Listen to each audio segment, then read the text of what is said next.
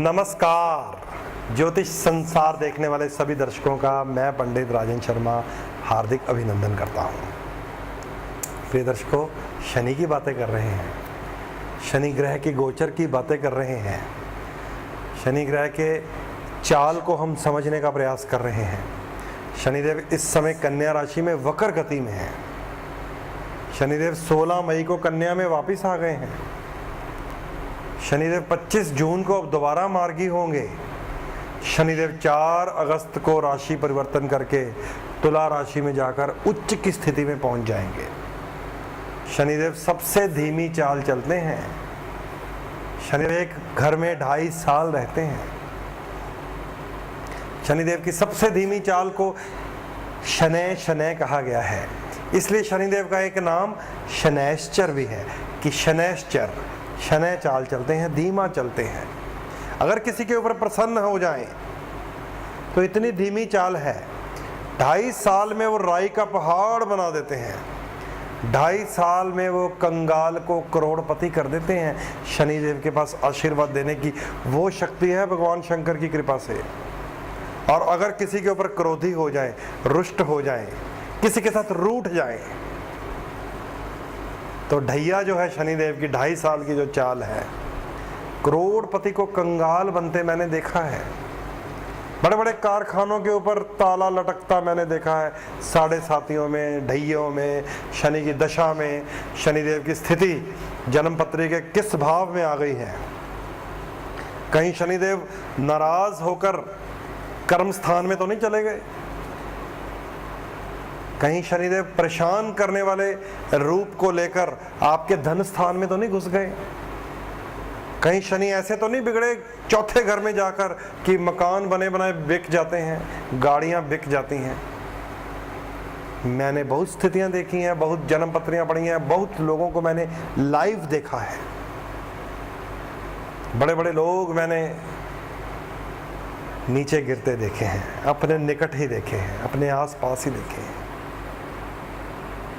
तो ये समझ लीजिए, ये जान लीजिए, ये शनिदेव की स्थिति है। शनिदेव नाराज हैं, ये जान लीजिए। बहुत ज़रूरी बात है जानने वाली, क्योंकि बात हमेशा मैं कहता हूँ अपनी मैथोलॉजी को समझे, अपने वेदों पुराणों की घटनाओं को, कथाओं को जानना पड़ेगा। शनिदेव नाराज हैं। किससे? शनिदेव सूर्य महाराज से नाराज हैं।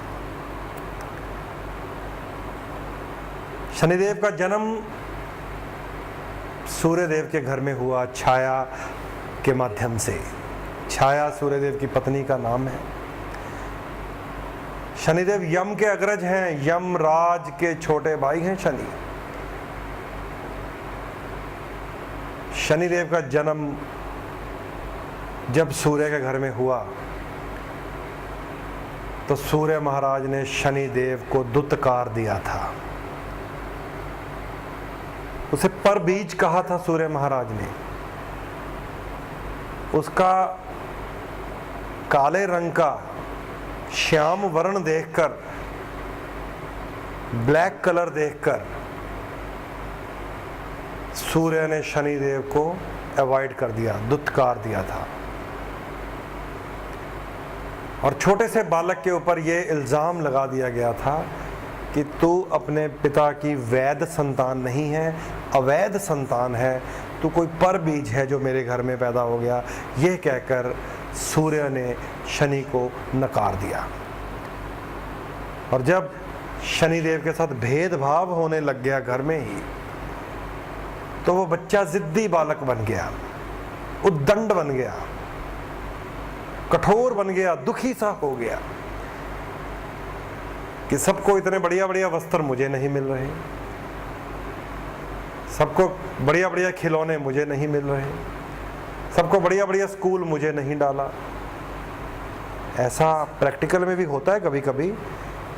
तो ये जान लीजिए, जब हम अपनी संतान में भेदभाव करने लग जाते हैं, किसी एक को दुत्कारने लग जाते हैं, तो उसके मन के अंदर कुंठा भर जाती है, नफरत भर जाती है। और वो नफरत भरती गई धीरे धीरे शनि के मन में अपने ही पिता सूर्य के विषय में। और वो इतना जिद्दी, इतना कठोर, इतना उद्दंड हो गया कि एक दिन सूर्य महाराज दुखी होकर परेशान होकर, जैसे एक पिता परेशान हो जाता है, बालक रूपी शनि को शंकर बाबा के पास ले गए। उन्होंने प्रार्थना की कि हे महादेव, हे त्र्यंबकेश्वर, हे शंकर जी, हे भोलेनाथ, आप तो अथाह कृपालु हैं, आपने कई भूत प्रेतों चंडालों को काबू किया हुआ है, कृपया इस बालक को अपनी शरण में ले लीजिए, इस बालक के ऊपर थोड़ा सा आप आशीर्वाद बरसाइए, इस शनि को आप ठीक कीजिए। सूर्य महाराज की प्रार्थना के ऊपर भगवान शंकर ने शनि देव को कैलाश में शरण दी, अपने पास रखा और बड़े ही प्यार से परोसते हुए शनिदेव से पूछा कि हे पुत्र, हे बालक, बताओ तुम क्यों नाराज हो। तो शनिदेव ने कहा कि हे शंकर जी, हे महादेव, मैं काले वर्ण का हूं, मैं काले रंग का हूं, क्या ये मेरा कसूर है? मैं अपने घर में श्याम वर्ण में पैदा हुआ हूं, केवल मेरे रंग को देखकर मेरे पिता ने मुझे दुत्कार दिया बचपन से ही, जन्म से ही, क्या इसमें कोई मेरा कसूर है? तो भगवान शंकर ने कहा कि हे शनि, ये बताओ पुत्र कि तुम चाहते क्या हो। तो शनिदेव ने कहा कि हे प्रभु, अगर आप मुझे कुछ देना ही चाहते हैं तो मुझे सूर्य से भी ज्यादा शक्ति प्रदान कर दीजिए, मुझे अपने पिता को हराना है, मुझे सूर्य देव को हराना है। तो भगवान शंकर ने कहा ये तो विधान ही बदल जाएगा, अगर शनि देव को ऐसी शक्ति प्रदान कर दी गई तो ये तो रोज सूर्य को नीचा दिखाने लग जाएगा। तो प्रभु ने युक्ति खेली, प्रभु ने कहा कि हे शनि, अगर तुम परीक्षा में पास हो गए, अगर तुम तपस्या में सफल हो गए, तो तुम्हें फिर मैं देखूंगा, तुम्हारी इच्छा पूर्ण कर दूंगा, तुम्हें सूर्य से भी अधिक शक्ति दूंगा, जाओ आप तपस्या करो। आपको सारे नियम देव ऋषि नारद बताएंगे, आप नारद जी से मंत्र लेकर तप करना शुरू कर दीजिए। शनिदेव को, शनि महाराज को एक बालक के रूप में भगवान शंकर ने तपस्या के लिए प्रेरित कर दिया। देव ऋषि नारद ने शनि महाराज को ओम नमः शिवाय का मंत्र प्रदान किया कि आप ओम नमः शिवाय का जाप कीजिए और इस हद तक जाप कीजिए कि भगवान शंकर आपको वरदान दे।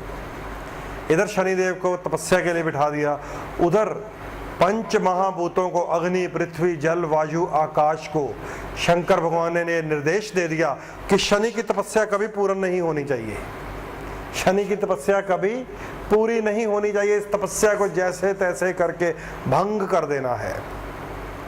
अग्नि, पृथ्वी, जल, वायु, आकाश, ये वो पंच महाभूत हैं, पंच तत्व हैं जो इस संसार को बैलेंस करते हैं, संतुलन रखते हैं।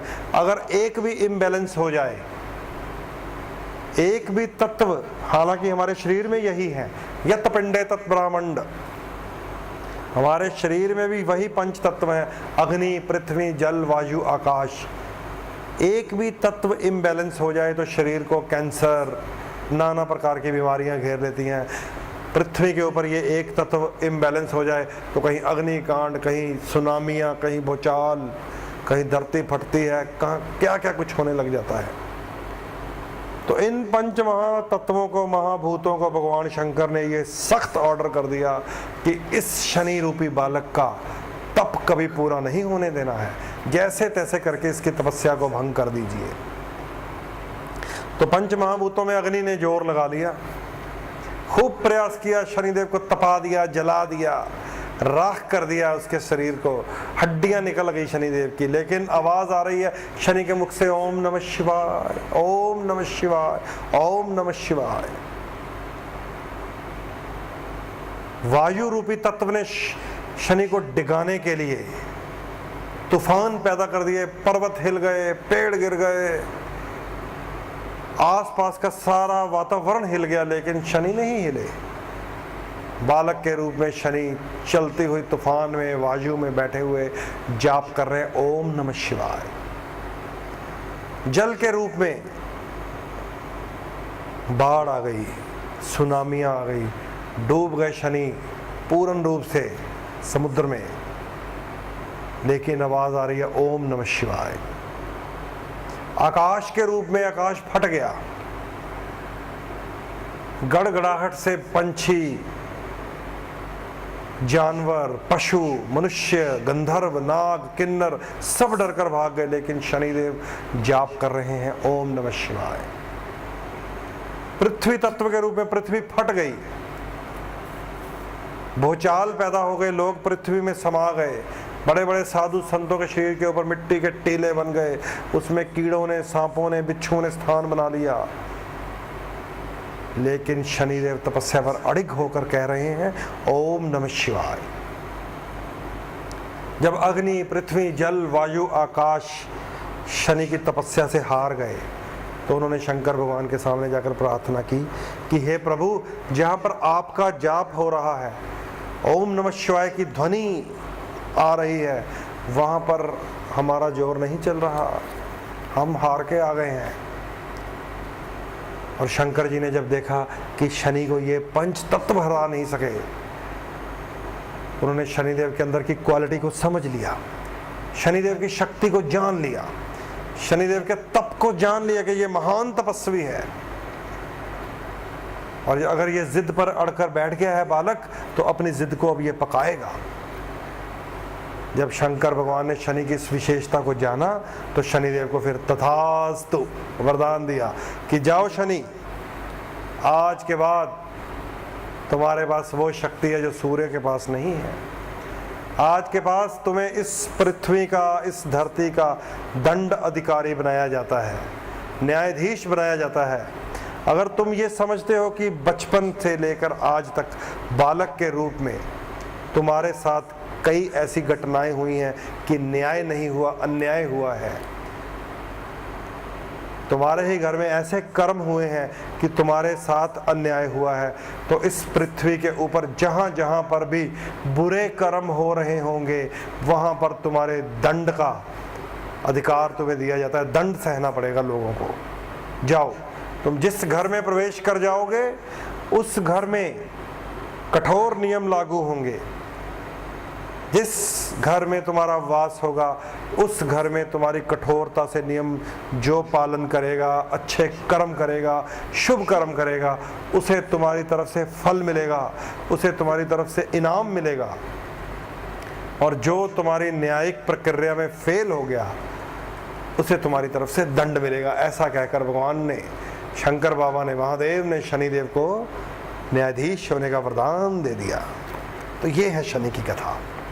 कथा भी और भी है, लेकिन समय नहीं है, इसलिए प्रिय दर्शकों, समय का अभाव है। इस कथा को आगे चलाऊंगा और आपको बताऊंगा शनि किस किस घर में जाकर नाराज होते हैं। घर मतलब कौन कौन सी राशि में, जन्म पत्री के कौन कौन से घर में शनि का प्रवेश होता है तो शनिदेव दंड देते हैं, कौन कौन से घर में शनि का प्रवेश होता है तो शनिदेव इनाम देते हैं। जैसे मेष लगन को बताया कि आपके रोग शत्रु कर्जे में घुसकर शनि दंड देने की स्थिति में है, तो अब आने वाले दिनों में आप सबको बताऊंगा कि आपकी राशि क्या है, आपका लगन क्या है, आपके लिए शनि किस घर में प्रवेश कर गए हैं, दंड देंगे या न्याय करेंगे, फल देंगे, आपको अमीर बना देंगे या आपको गरीब कर देंगे, क्या करेंगे शनि। अब ये शनि की गोचरीय स्थिति आपके लगन और राशि अनुसार आपके साझी करूंगा। अपनी जन्म पत्री दिखाएं, उसमें कौन सी दशा है, वहाँ कहाँ शनि बैठे हुए हैं, ये आपकी जन्म पत्री बताएगी। उसके लिए स्क्रीन पर मेरे नंबर पे आप डायल करके मुझसे रूबरू हो सकते हैं, संपर्क कर सकते हैं, उपाय जान सकते हैं, रतन जान सकते हैं, दान पुण्य समझ सकते हैं, शनिदेव को कैसे प्रसन्न करना है, इस बात का ज्ञान आप पर्सनली मिलकर ले सकते हैं। इसके लिए केवल आपको नंबर डायल करना है। बस यही संदेश देता हुआ अपनी वाणी को विराम लगाता हूँ। कल शनिदेव की इस कथा को और भी आगे लेके जाएंगे। इजाज़त दीजिए, नमस्कार।